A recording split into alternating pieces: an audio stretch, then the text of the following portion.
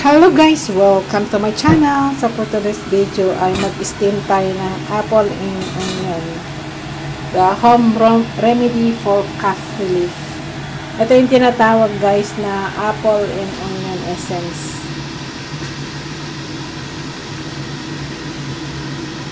So ang ingredients natin guys, mayroon tayong isang apple. So tanggalin natin yung seeds. Yung iba tinatanggal yung balat pero ako di ko natatanggalin guys. So i-chop lang natin. Pare-parehong chop, parehong kung ano yung cut mo dito sa apple, ganun din yung i-cut natin sa ating onion.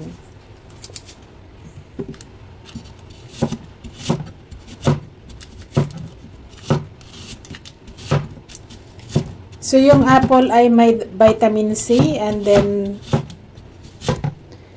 boost immunity system.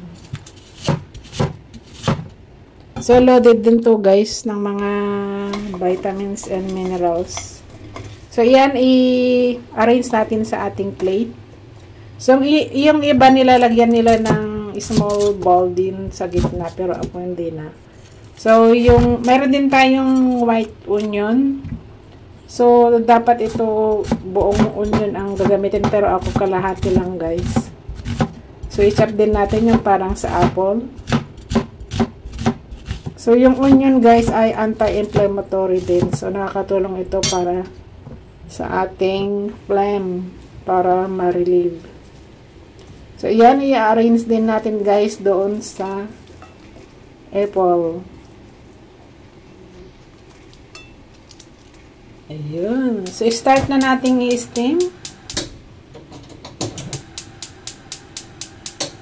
So, ito guys ay i-steam natin ng 25 to 30 minutes in high fire. So, yan, takpan lang natin. So, ito guys ay ginagamit din ng mga Chinese pang relief ng cough. Pero, kailangan pa rin magpa-check up sa doctor guys. Hindi ito so, home remedies lang ito guys. So, ayan, tapos na. So, ang kailangan lang natin ay yung juice ng apple and onion. So, ayan, ilagay natin sa bowl. So, ito ay pwedeng lagyan ng honey pag gusto nyo. Pero pag ako, ganyan na lang siya guys. Kasi matamis na yung apple. Inom na tayo guys, pang tanggal ng phlegma. Napakatamis at sarap.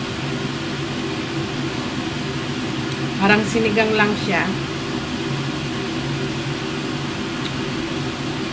And guys, thanks for watching. See you in my next vlog. Please like and subscribe. Bye-bye.